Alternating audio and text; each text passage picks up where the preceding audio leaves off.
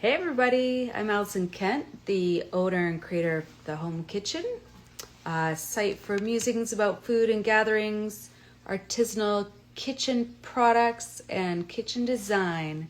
And we're talking next on this International Women's Day. Have an amazing lineup of women today. And we're talking next to McKenna Held, who is going to be joining imminently. Hey, who bought sight unseen Julia Child's old holiday home in the south of France and turned it into a courageous cooking school. So McKenna, and now with her Kendall Lane, they are all about teaching us recipe-free cooking, which I think is such an important part of being creative in the kitchen. It's a very valuable search. Here we go. Such a valuable tool for creativity to be able to learn how to think about food. And hey, do I accept? You're there. And you are 9 hours ahead, right? So it's 7 p.m. Yeah, trying to get my. You're already in wine mode, and I'm like still having breakfast. It's true. Which is typical of a lot of our classes. A lot of our classes online. I was just briefly introducing you, but why don't you take like a few minutes and tell us about everything you're doing? Marvelous, will do. I can't see myself yet, so I'm trying to figure out what is going on. 1 second. I can kind of see you. It's a bit grainy because it looks like a connection issue, but I can see you. Okay, 1 second. Let me see. You look adorable. Thank you.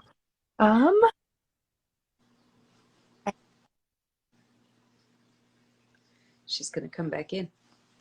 I know that they also have just started in-person events. So now they have, I'm going to try inviting her again. So now they are starting to have people live back in the school, which is really exciting. I know after so long of not being able to do that. And what a great time to travel too. There you are, crystal clear. Perfect. Marvelous.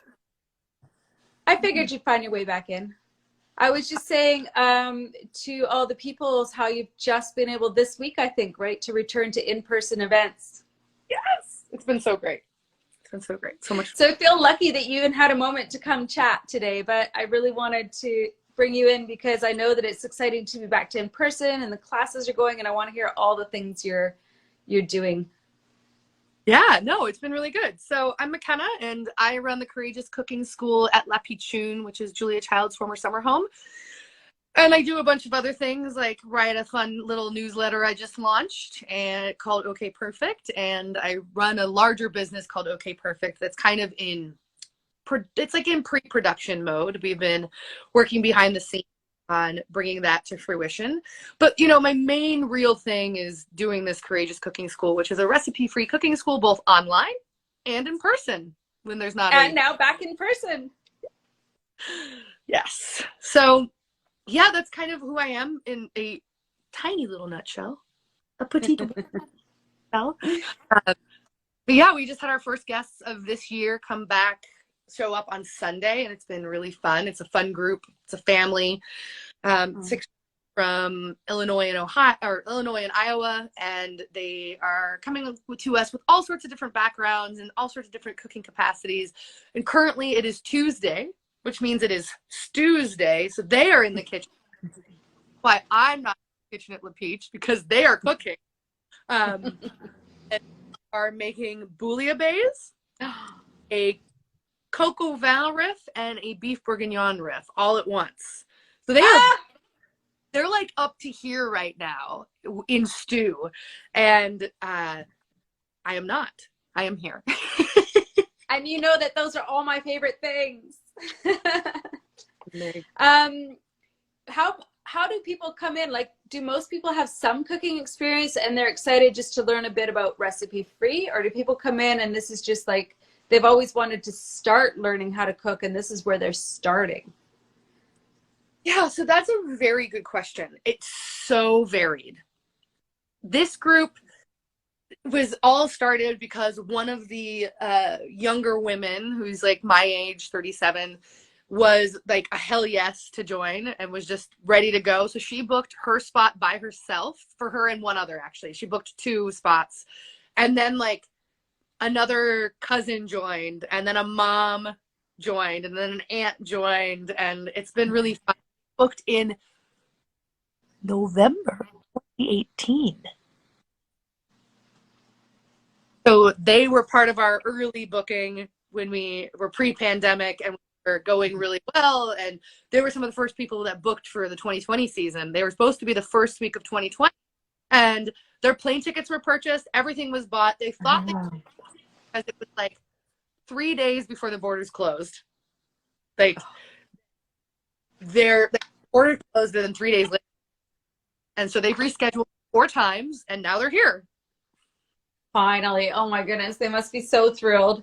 And of course, you can't beat south of France and Provence, and sunny all year long, and wine's just flowing wherever you look. And it's such a magical place. I was just back last year and I love it so much. I can't believe you get to live there. You know, I will say that I always talk to my husband, Chris, all the time about, would we move? And if we ever did, where would we go? And it's kind of like, ooh, but where would we go? We live here. And so it is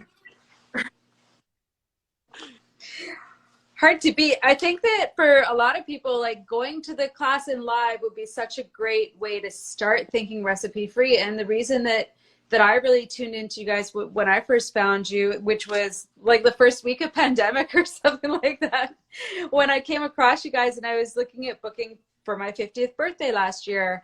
And then of course, pandemic ruined everything. But then you started the online courses and I loved it. And I was really attracted to the overall concept because I had already found a bit of a passion for recipe-free cooking. And you'll be able to speak more to it. But the reason I think it's so important is because when you're in the kitchen, you don't always have the ingredients that are in a particular recipe. And how do you suddenly become creative? Or maybe you have some interesting things happening in your pantry, like my big wall of ferments and experiments and stuff. Well, how am I gonna, there's not a lot of recipes for that stuff. So how do I incorporate and be smart about it and layer my flavors and learn how to think about things like that? And I just think it's such an important skill for creativity in the kitchen, and also for not so much waste, because now you can be creative with the little bits and odds and ends. It doesn't have to just be what's in the recipe and everything else gets thrown out. It's like, it's an unlimited palette. Absolutely. And that was always my interest in teaching recipe, is I didn't really think anybody was teaching it with a cohesive pedagogy. And pardon my like big nerdy words, but I was watching a lot of people touch bits and pieces on how to approach what I like to now call how deliciousness happens.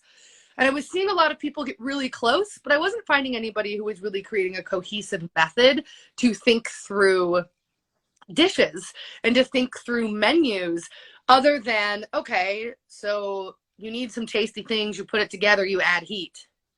And like, well, what about a salad? A salad doesn't always have heat. And I found there was just this lack of a capacity to explain it. Even when we were talking to chefs, how do you make a delicious dish? It's like talking to a painter. How do you make a good painting? But we still teach art classes. And we don't say, draw this figure this way. We say, here's a figure, draw it. And I really felt that cooking was so rote that there had to be a better way to start teaching from a place of, here's a stew, make your own, versus here's a stew, follow every single step. There's no other industry that says follow every step exactly the same to get good artistic results. And like music is the same way. Sure, you learn scales, but then eventually you learn jazz. But no one was teaching jazz in cooking. They were teaching classical. And I just thought there had to be a way to quantify it. It didn't happen very quickly, right? Like by the time you found us, we had been doing it for 4 years in person, and we had a cohesive model or framework to explain it, but it was still incomplete. And it wasn't until we worked in the online school for a few months where we actually codified it finally. We had bits and pieces.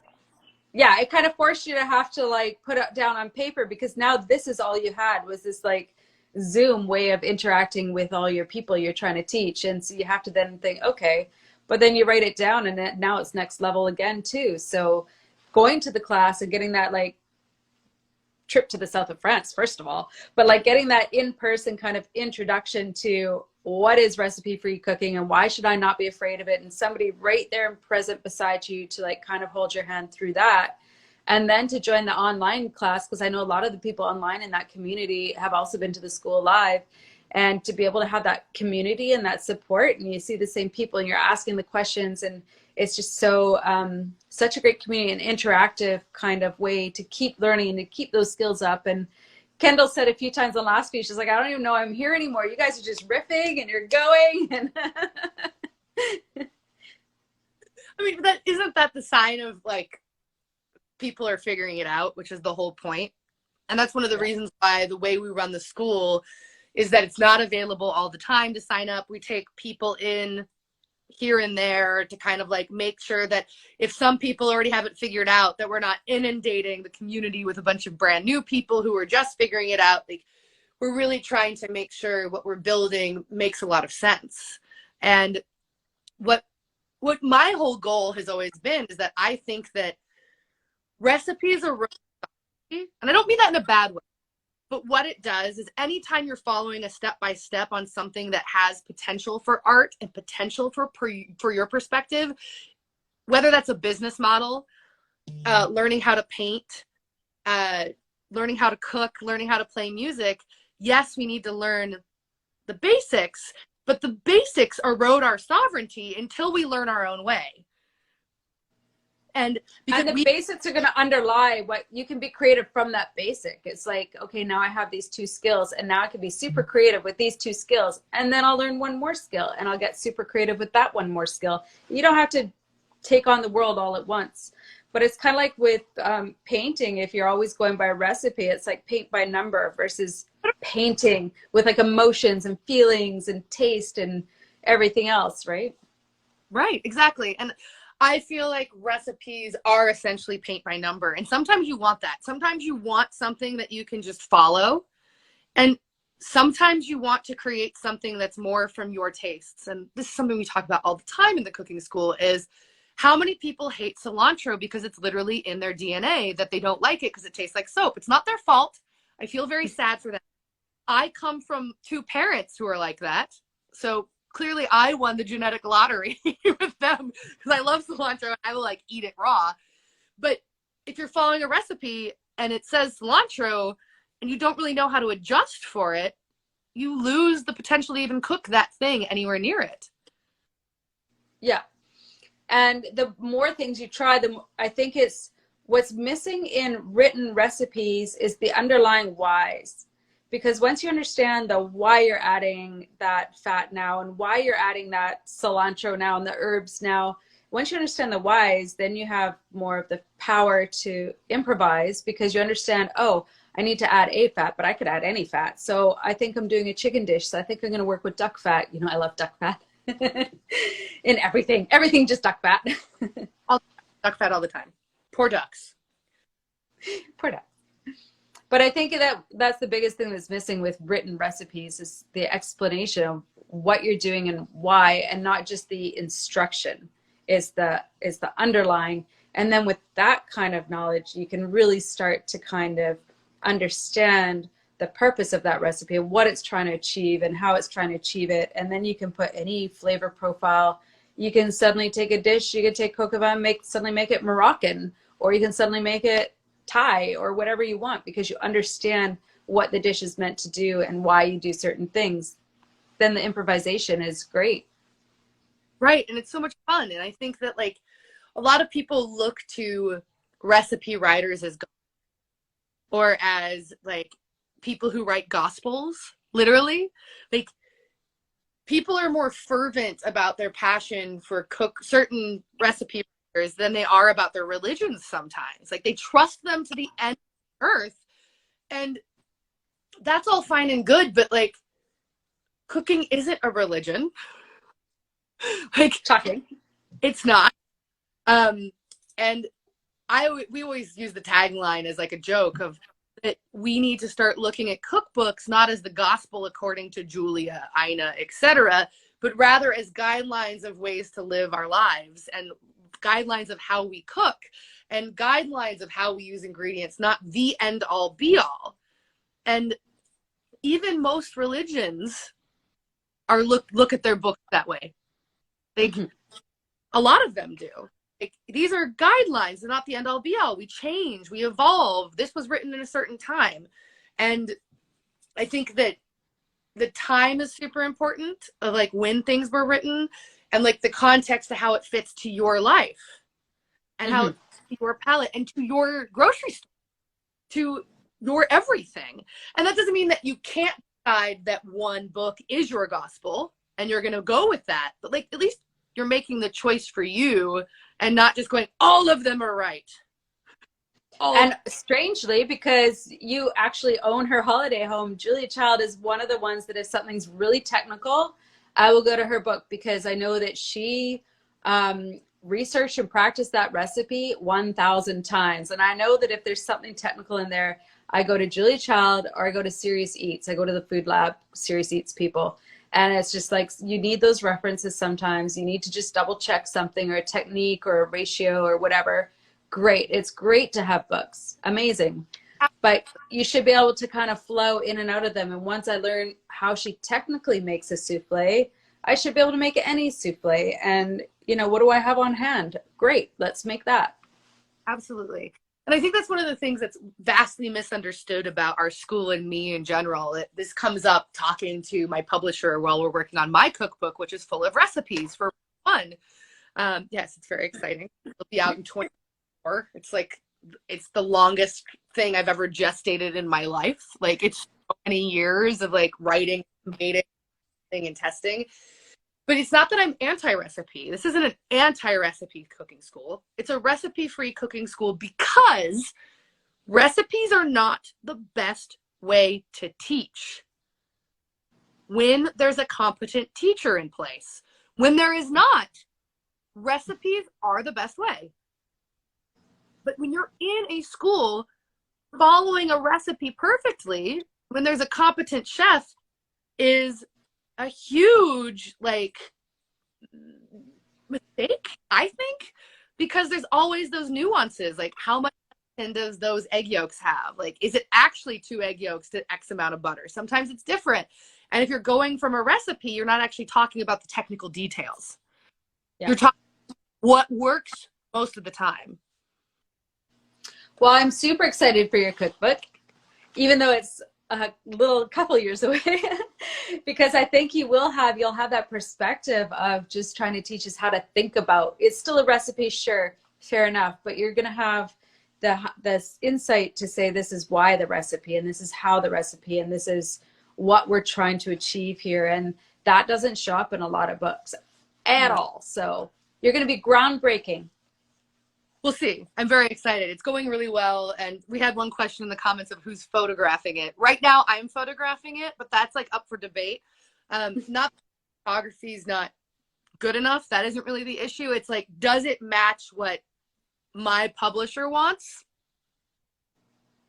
We're going back and forth because my style is very ethereal and very kind of like place-based, where there's lots of shadows and they're not sure that matches what they want for this, because it's a very heavy teaching, very heavy on like what it's all about. So Jolene's a food photographer. We've collaborated on a few photo shoots and some art prints and stuff, and she's an amazing photographer. That's what she's like, ooh, photos. Totally. And it's just funny because we're right now in that like phase, and it's an interesting thing because I really wanted to shoot the book and I was grasping really tight to that, and now I'm releasing that because it's like, it's not a comment on my photography. It's a comment on what they're looking for. And your ability to teach people about food. Yeah. Yep. I get it. So you have you also have an amazing newsletter you're just started, right? Yeah. And I think it's kind of the culmination of all the things you're doing, I believe. Yes, absolutely. So I've been really struggling with what probably a lot of people who follow you and pay attention to you struggle with, which is like, how does one brand oneself, and how does one like create something that makes sense? And I really struggled with newsletters just in general, because I really dislike heavy sales newsletters, and I really dislike the feeling that I'm speaking to a faceless void and I'm not getting responses. So I started a Substack, which is like a paid and free subscription model. You can get both. And it completely changed everything, because like within seconds I had paid subscribers, and now it's like I'm getting paid to do this, which is really fun. And it's not a lot, but like it's a game changer. And as a writer, it's really hard when like the content I'm producing on a daily basis as a photographer and food writer and recipe creator, I'm putting it into a book that people need to buy, and putting it out on the internet for free always feels weird. So like finding a happy medium was really nice. So, and I think it does matter, even if it's not a ton of money. It matters that somebody wants to hear what you have to say enough to put $1 behind it. And I think people forget about that, and especially with small business, that even $1, like it just matters, and it makes what you're doing kind of not really mean more, but it just makes it kind of more like, oh, you're willing to back up your interest in me with $1. That's amazing. It just matters. It does. well, and I think what's really nice about it is that like, as things are changing, things like we went through a period of time where all content was paywalled, whether it was in a magazine that you had to buy. Sure, you could scroll through it at the grocery store and not buy it, but most people did. And then we went through this like everything is free phase. And I just think that the capacity for humans to be able to be like, no, I want to hear this. And like, you're right, $1 makes a difference. But also, when someone gives you $1, they're more likely to read it. Yes. Which I've always loved, by the way. They're invested in it, like financially and personally. Like they're just being invested as a human into what you're doing. Well, I think as women, since it is International Women's Day, there's this like fear to ask for things and fear to ask for money. And like, even when I set up the subscription, I was terrified to ask for $7 a month for 4 recipes, because you can go to all sites and get hundreds of free recipes. And then what I realized is that like, not everybody wants hundreds of free recipes. They want someone they can interact with in comments, in even if it's not a lot of interaction, just a little bit, like, but it was hard. Like as a woman, I'm programmed to be like, here's everything I do in my world for free. But you have that also with the online school, because even if you're not there in that moment, we can interact with each other. We can post something that we're like excited about. We can post what we made from the last class. We can talk to each other, and it just creates that kind of community. And yes, you pay $1 to get into that community, but you want to be there. So yes, absolutely. Absolutely. And I've always loved, like, your business model is different than mine. And you have like your high-end kitchen, like consultations, but you also have these like sweet things that you've curated, always sold out. And I'm always so sad, because every time I buy things, you're sold out. I know I could just message you, but I'm always just like hoping I can sneak a sale in and like be like, so that I don't have to go, hey, Allison, can I have that thing? But like, can I have that thing? Just message me, because I am coming to visit you for like 30 minutes. I don't want to bug you too long. You're in classes, but I'm totally coming to visit and bring a bottle of wine to you. Classes. Kendall and I are scot-free when you're. I can't wait. So tell everybody the summary of all the things. We have the classes back live in the south of France, but also you have other ones, right? Yes. But we don't talk about the other ones. Well, because like, I'm into the France one, but yes, there are other ones throughout the States specifically, right? Right, but we're actually not doing those right now. Okay. So the classes in France. That's it. We got the online school. Got the online school, and which is opening for enrollment in April. So follow me. I'll be talking about it a lot. We're redoing everything, as you know. Being in the community, you can kind of see what we've been up to. We've got the newsletter, which is awesome, and it's at my link in profile if you want to see it. You can sign up for free. It's still free for a while, and there will always be free content. You don't have to be paying, which is also nice. That's kind of everything that's like important for now. Those are the main things. And then just staying tuned and staying in the newsletter and on the social media so we know when the book comes out. Yes. Yeah. Amazing. Well, thank you so much for chatting with me today on International Women's Day. You're coming from like a line of women, from Julie Child and the Holiday Home, and then you started this whole school and you've brought in Kendall and mostly a lot of women in the class. There's some dudes in there. Not very many. I think we have Dave. The token dude. Well, I can't wait, and I can't wait to visit, and we're going to post all your links on this video so people can find you all over. Thank you. Good to see you. See you soon. Good to see you. Bye.